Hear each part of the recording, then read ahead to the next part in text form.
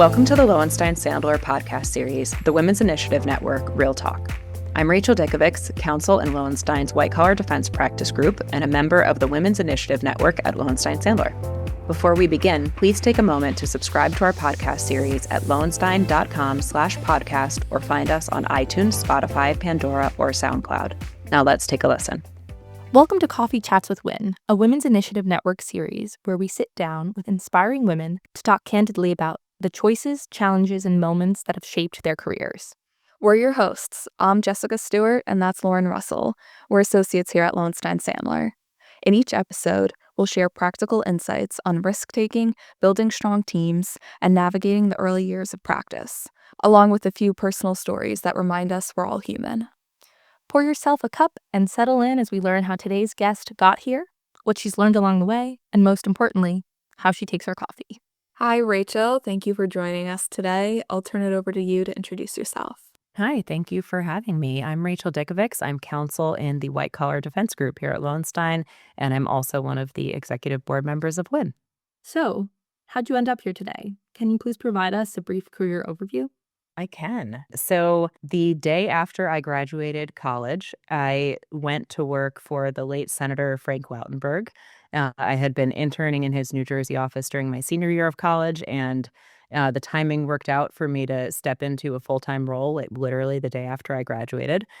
So that was a lot of responsibility for a 22-year-old, but it was an incredible experience. He passed away about a year after I started working there, and I went to work for related companies, and full circle, they came over to Lowenstein as a client with one of our real estate partners, Julia Sanabria, a couple of years ago, which is really cool. I worked for their head lobbyist, essentially. He was their head of government relations for New York for a couple of years, and during that time, I started to feel like I didn't want to be in a sort of assistant role forever, and started thinking about what the people I looked up to had in common. And I realized that they were all attorneys. And I thought back to when I was in college. Actually, I was an English major, and one of my professors told me that law schools love English majors. And at the time, I didn't really understand why that would be true. But having gone on to law school, I came to understand why that was true. During law school, I summered at Lowenstein, and I came back as a first year, and I've been here ever since.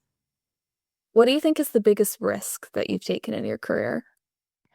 I was thinking about this earlier, and I think actually the biggest risk I took was leaving what was a pretty comfortable job to go to law school.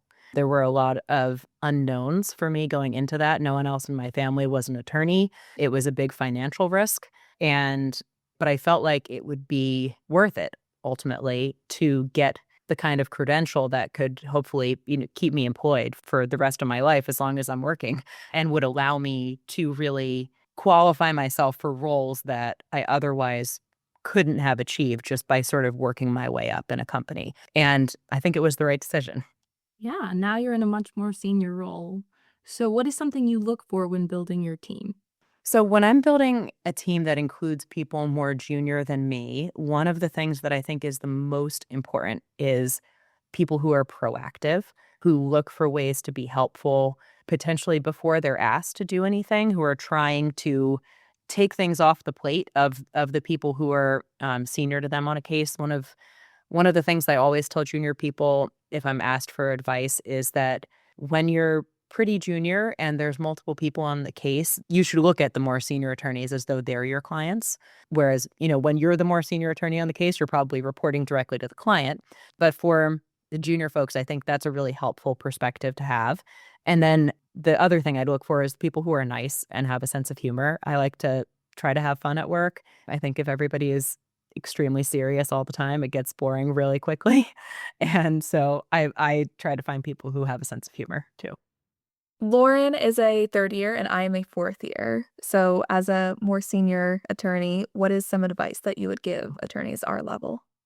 Sure. So this might not be typical kind of professional advice, but I think in looking back on the last 10 or so years of my life as my legal career has formed, to me, the most important personal choice you can make as a relatively young person, especially as a relatively young woman, is who you marry.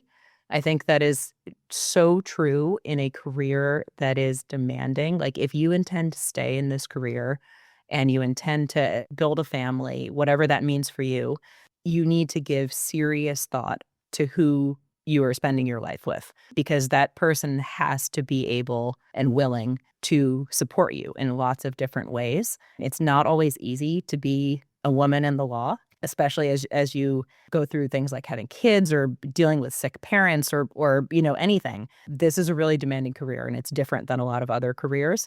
And I really think that you have to be extremely intentional and thoughtful about who you are committing to, because you really have to approach things as a team. And if you don't, we've all seen it not work out well, and we've all seen it work out well. So I think it's just a really important thing to think about when you're in your 20s or so and kind of planning for that next phase of your life. That's the thing that I think is most important. On a more personal note, where can we find you on an ideal Saturday afternoon? Okay, ideal Saturday afternoon. I'm looking out my window and there's like 2 feet of snow, and I'm just imagining sunshine and warm weather. My ideal Saturday afternoon would be at like a park or garden with my daughter and my husband, just running around and playing in sunshine. And for our last and most important question, how do you take your coffee or tea? Okay, I'm a major coffee snob. So I prefer to have my iced double espresso with a little bit of oat milk at home when possible. But if I have to do Starbucks, I'll do that.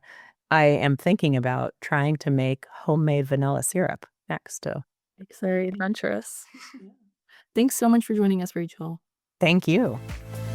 Before we jump into our next interview with another inspiring woman, we want to hear from you. How do you take your coffee? Share your order in the comments on our LinkedIn or Instagram post.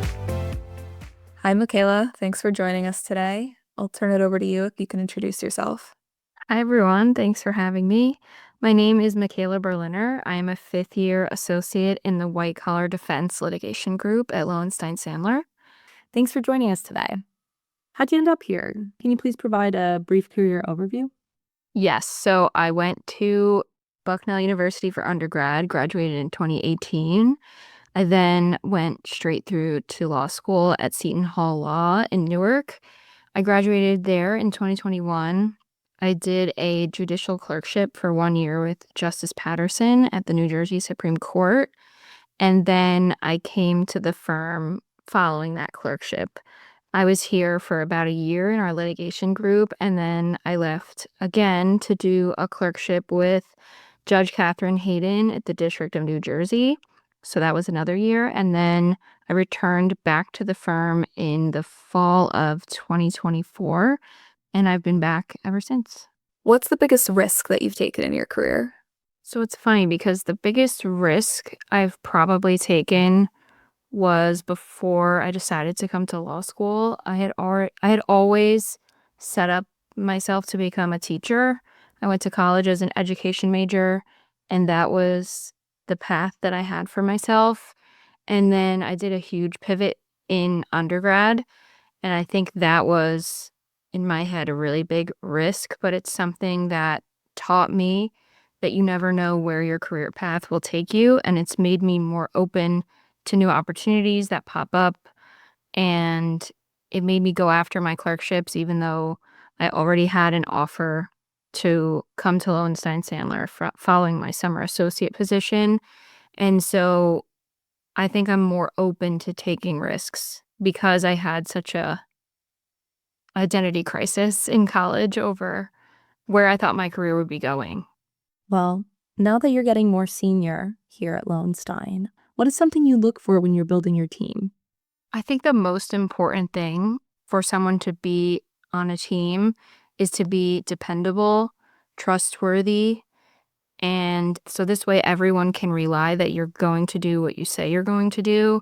And on the flip side, I also think it's important when people are not afraid to ask questions, ask for clarification, tell me when they've never done something, because that just shows an awareness of how important their task is and that they want to get it right. And I think that's really important and a valuable skill in a team member.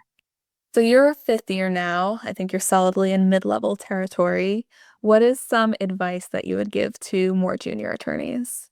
My advice is similar to what I just said in that don't feel like you have to know everything and you're not going to know everything and no one knows everything and you have to ask questions. Speak up, ask for help, ask for clarification, and do it early. Do it as soon as you have the question thought out. Don't wait until the deadline. And I think when I was more junior, sometimes it was intimidating to ask a question because you're revealing to someone who's more senior to you that you don't know something. But I think it's important to own that because it helps everyone in the long run. And that's how you learn. On a more personal note, where can we find you on an ideal Saturday afternoon? I am probably exploring the coffee shops in Morristown, or if it's not nice out, I'm walking the halls of the Short Hills Mall, or trying a new restaurant in the area, or sitting on a beach somewhere. Well, that leads us into our last and most important question. How do you take your coffee? So this is a weird thing about me is I really don't drink coffee. I got successfully through law school without coffee. I'm now in my 5th year of my career, and some days really do test me, but for the most part, I don't drink coffee. So my ideal caffeine drink is a chai tea latte from Starbucks. It's the best. Great. Well, thanks so much for joining us, Mikayla. Thank you. We hope that today's conversation offered you a perspective you can use, whether you're charting your next move, mentoring the next generation, or simply looking for a dose of motivation with your morning brew.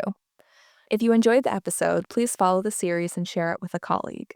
Until next time, keep investing in your growth in your community, and don't forget to tell us, how do you take your coffee? Thank you for listening to today's episode. Please subscribe to our podcast series at lowenstein.com/podcasts or find us on iTunes, Spotify, Pandora, or SoundCloud. Lowenstein Sandler podcast series are presented by Lowenstein Sandler and cannot be copied or rebroadcast without consent. The information provided is intended for a general audience. It is not legal advice or substitute for the advice of counsel. Prior results do not guarantee a similar outcome. The content reflects the personal views and opinions of the participants. No attorney-client relationship is being created by this podcast, and all rights are reserved.